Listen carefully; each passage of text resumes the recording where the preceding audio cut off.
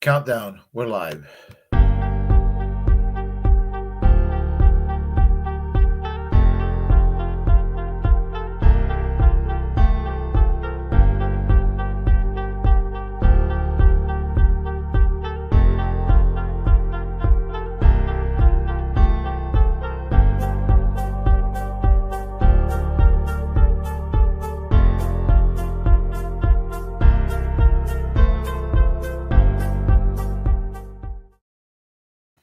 Hello, I'm Willie Bragg. Welcome to another edition of the Willie Bragg Show, where I like to discuss politics. And I was very depressed last summer when Nina Turner in the 11th district was, in my view, because I had to be careful with my words, because with a Ministry of Truth being set up right now, expressing my opinion could get my channel or my content shut down, in my opinion, which happens to be the truth.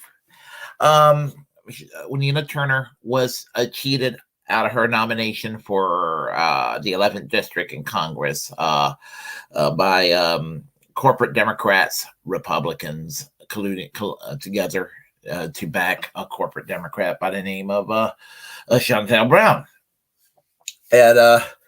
And so Nina Turner decided to go and challenge Shontel Brown again.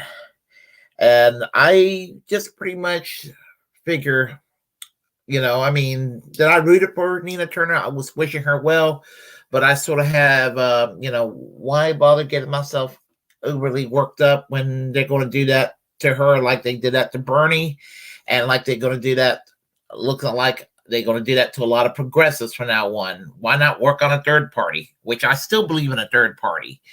But I got very, very optimistic the other morning when I was listening to Status Coup with Jordan Chariten.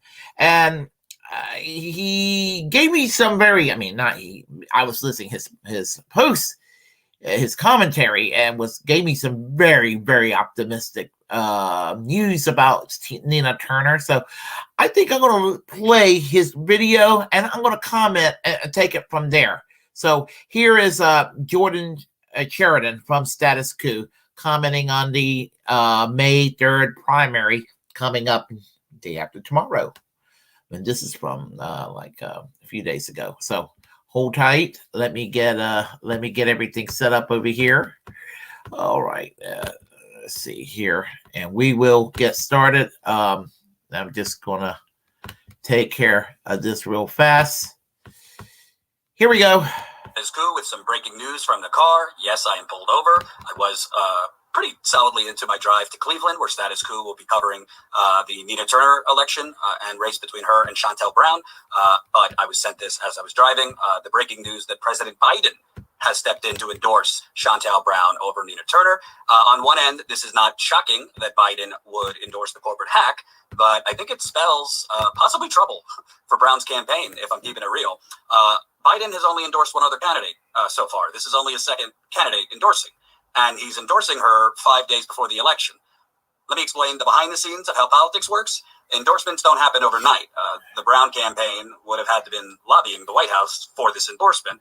Plenty of candidates are lobbying the White House for the endorsement. If you ask me, it might hurt those candidates in more areas than help, because Biden's unpopularity is so bad right now.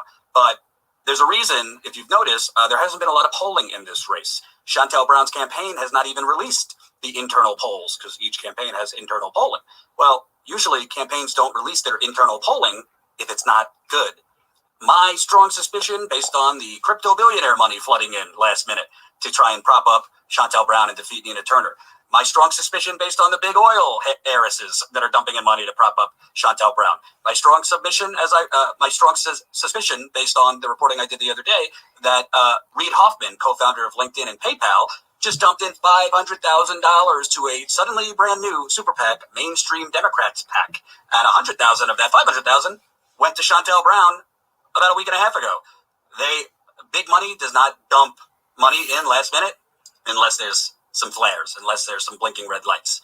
And now you have Biden endorsing, which Shontel Brown's campaign is immediately going to start rolling out ads attaching herself for dear life around Biden, the same way Biden did, hugging and embracing to the point of nauseating around Obama when Biden was running for president. So, I don't want to oversell it that this means Nina Turner is winning or she's up in the polls. I don't have any polling, but what I do know based on covering campaigns for many, many years is you don't have all of this money last minute if the incumbent, if the corporatist is safely ahead. That's not how this works. So for those on the internet who have been, the doomers and exercising doomerism, Nina Turner's going to lose. Why bother? Well, people in Cleveland can vote however they want. But I'm telling you, the fact that all these billionaires are dumping in money last minute, the fact that Biden is now endorsing, the fact that, from what I have heard on the ground, Nina Turner's campaign is very, very far ahead in terms of knocking on doors. The amount of voter contacts they have made compared to their first race in August, phone banking, text messages sent, phone calls sent, doors knocked. That matters in a congressional primary where, according to the early voting, voting is down as compared to the last primary. And also, Shontel Brown might be an incumbent, but she's only been in office for 4 months. There's a lot of Cleveland voters who have no idea who she is and didn't vote in the August primary because it was in the dead of summer, first week of August, and they didn't even know it was happening. That only had 17% voter turnout, the special election where Shontel Brown won. To remind you, Shontel Brown only beat Nina Turner by 4,000 votes. 5,000 to 8,000 Republicans voted in that race and voted in the Democratic primary. On Tuesday, the Republican primary is the same day as the Democratic primary this time.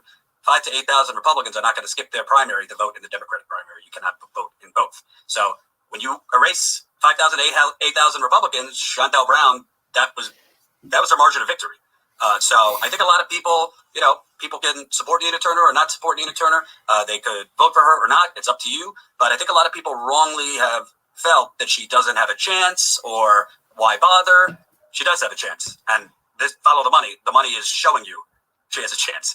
I'm telling you, Biden would not be coming in last minute if polls were showing Shontel Brown as a short thing where she's safely ahead. No way. So this makes it even more exciting to cover. Win, lose, or draw. I think it's going to be closer than last time. I don't know. I know Nina Turner's campaign has not fundraised as much as they did last summer. I don't know if they have strong internal polling, but what I do know is campaigns release their polling when they have good news to show. Campaigns release their polling when they have good news to show. The other important element that's different this time, the district is 30% different this time. Now you have Lakewood as part of this district, which is an area in Cleveland Bernie Sanders won twice in 2016 and 2020. You also have more immigrants in this district now and more young people in this district now, because obviously in August, college voters, college-age students were not voting. They weren't in college. So between the new area and Lakewood, there's also more of Cleveland in this district now. Nina Turner won Cleveland by 10 points last time.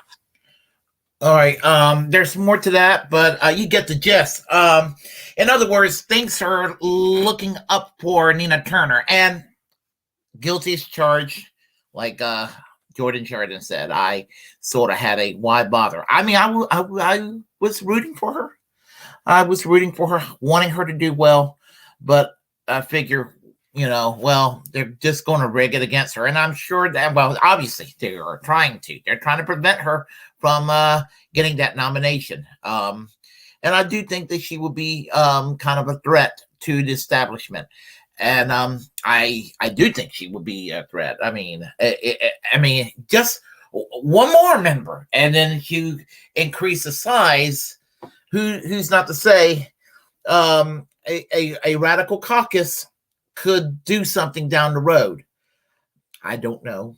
I mean, I don't know what the future will bring. What set of events that could happen, and I'm not going to go and talk too much about forced to vote again, except that I think that if Nina Turner is in Congress, if the opportunity comes to weigh some leverage to get what we need, I think she would do it. Whereas the rest of them are a little bit tepid, and we need somebody that can kind of put a little backbone into a very nervous squad. My opinion, but I have a very good feeling about her. It's just a matter of getting her in there. And is she going to be perfection? Well, she's human. I mean, we're all human. I mean, and there's no overcoming on that. And so we're, humans, we're going to all have setbacks, but I would like to see her. I would like to see her do well and take down this corporate Democrat who's basically a Democrat a Republican and Democrat clothing. My view. So there you have it, and there you have this. As I said, I mean, here are the candidates: Nina Turner and Shontel Brown, and these are the two candidates facing each other. And on May 3rd, whatever you do, go ahead. As you live in the 11th congressional district, I say go ahead. Please do vote for Nina Turner, because I would say she needs your support. She really needs your support. I mean, and that doesn't mean that I don't believe in third parties. I honestly do. I really do. But honestly, this is unacceptable. I mean, this is unacceptable. I mean, the fact that Shontel Brown's getting an endorsement from Joe Biden means that she's a terrible candidate. So it also means this. You counter that with well, what can I say? You counter that with this endorsement here. Hold on. Bernie Sanders, and that's a much better quality endorsement, and that's what we need. So I urge each and every one of you to, as I said, do what you can, because the thing about it is, what's going to happen? One thing is, she will get it. She will, if she gets the nomination, she'll get easily elected in that district. And the only thing is, what the hell will Pramila Jayapal say after the Progressive Caucus endorse, Shontel Brown? Because when Shontel Brown joined, when she got sworn into Congress, not only did she join the Progressive Caucus, she also joined the New Democrat Coalition, which is the opposite of what the Progressive Caucus is supposed to be about. But the Progressive Caucus is pretty damn meaningless anyway. If I wish that maybe the squad, if they can rediscover their radicalism, they can form a socialist caucus. That's really what they need in the House. The House really needs a socialist caucus, in my opinion. But I know that's probably a little bit too provocative for right now in this stage of the game. If you like what you heard, press like and comment. If you disagree, comment anyway. Pressing like helps with the algorithms. Feel free to share the content on this channel. As a First Amendment absolutist, it's my duty to inform you to create your own platform and utilize it, because we're the muckrakers of our time. Please subscribe to this channel, hit that notification bell, and remember, we have a class struggle to wage. And once again, if you live in the 11th congressional district in Ohio, support Nina Turner. And remember this, finally concluding that we're all Julian Assange. Music.